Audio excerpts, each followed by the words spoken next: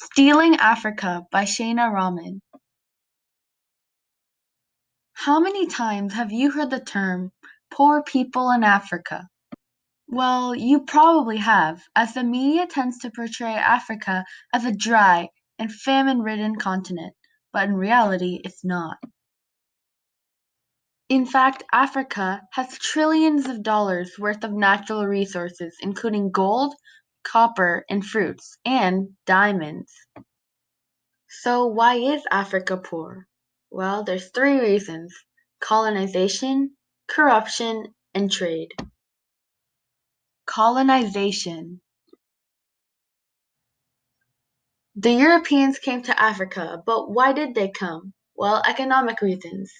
To build trade, make more profits, expanding economies, and excel in the Industrial Revolution. Two, political reasons. They just wanted to expand their empires and they had a lot of competition with other countries. Their countries. Three, social reasons. There was a lot of overpopulation in Europe, so there are a lot of jobless and homeless people. And in order to cure this, they created new capital industries, but they needed factories for this. And for factories, they needed raw materials, which came from Africa.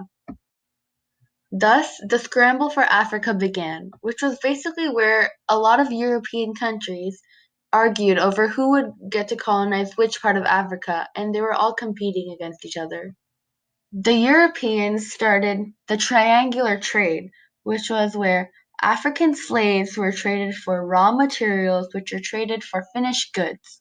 It was very detrimental to the slaves, and it came around in a triangle, hence the name. Corruption.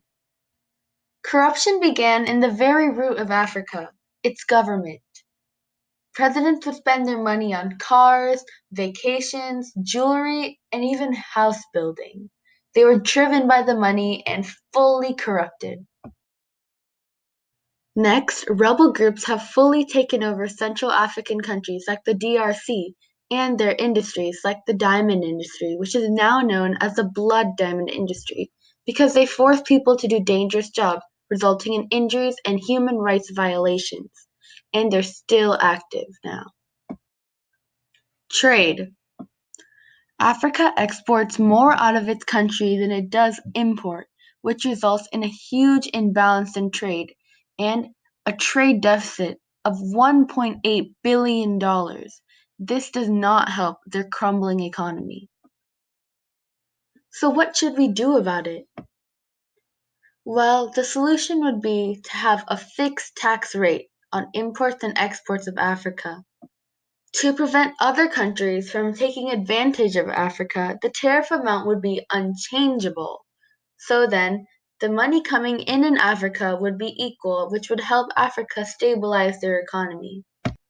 Some of the benefits of this idea would be that dangerous jobs would go away because people would be less desperate to make money, and less human rights violations also, and the debt and the trade deficit would decrease, which would help stabilize the economy, as more money would be flowing through Africa. The most important benefit of it all would be that the new presidents would be able to use this newfound money and help develop Africa and make it a better place. And that's my proposal for change. So thanks for watching.